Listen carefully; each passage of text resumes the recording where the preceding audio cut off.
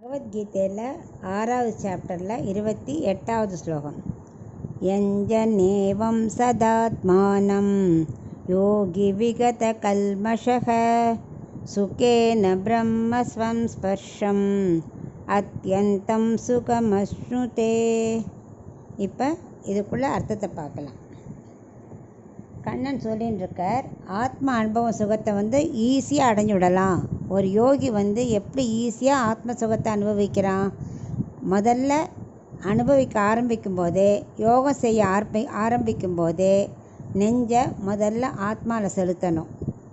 அப்புறம் முன்னாடி சொன்ன முறைப்படி இப்படி உட்காரணும், இந்த மாதிரி யோகம் பண்ணணும்னு முறைகள்லாம் சொன்னார் இல்லையா, அதை அப்படியே ஃபாலோ பண்ணினா அனாதி கால பாவங்கள்லாம் போயிடும். பாவங்கள் தொலைஞ்சி போச்சுன்னா ரஜஸ் தமஸ் நம்மளை விட்டு போயிடும். எப்படி அன்னப்பறவை பால் தண்ணீர் ரெண்டையும் பிரிச்செடுக்கிற அறிவு அதுக்கு இருக்கோ, அதை மாதிரி இந்த யோகத்துக்கு வேண்டாத ரஜஸ் தமஸெல்லாம் விலக்கிட்டோ பத்தை நீக்கி பாவங்களை விலக்கி சுத்தமாக ஆத்மா அனுபவத்தை பெறத்துக்கு முடியும் அதுக்கு. அதனால் என்ன ஆகும்? குறைவில்லாத சுகம் ஈஸியாக கிடச்சிடுறது. இதில் அவர் என்ன சொல்கிறாருன்னா, ஒவ்வொன்றா சொல்கிறார். சுகம் ஆத்மா அனுபவ ரூபமாக இருக்கும்னு சொன்னார் இல்லையா. நம்ம வெளிப்புலன்களால் ஏற்பட அனுபவம்லாம் கஷ்டப்படணும். ஒரு சுகம் கிடைக்கணுன்னா அதெல்லாம் தேடி தேடி போகணும், பாடுபடணும்.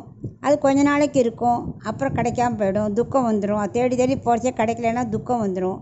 ஆனால் இந்த ஆத்மா அனுபவம் இருக்கே, சுகமாக இருக்கும், கவலையே பட வேண்டாம். அப்புறம் எல்லா இன்பமும் ஒரு நாள் முடிஞ்சு போயிடும். அப்படியே ஆயுசு முழுக்க இன்பத்தோடையே இருக்க முடியுமா? ஏன் பெருமாள் உற்சவமேனா கூட 10 நாள் நடக்கிறது, அப்புறம் முடிஞ்சு போய்டுறது இல்லையா? அது மாதிரி எல்லாத்துக்கும் ஒரு முடிவு உண்டு. வெளி உலகத்து இன்பத்துக்கெல்லாம் ஒரு முடிவு உண்டு. ஆனால் இந்த ஆத்ம சுகத்துக்கு முடிவே கிடையாது. எப்பவும் ஆனந்த ஸ்வரூபமாக அனுபவிச்சுட்டே இருக்கலாம்.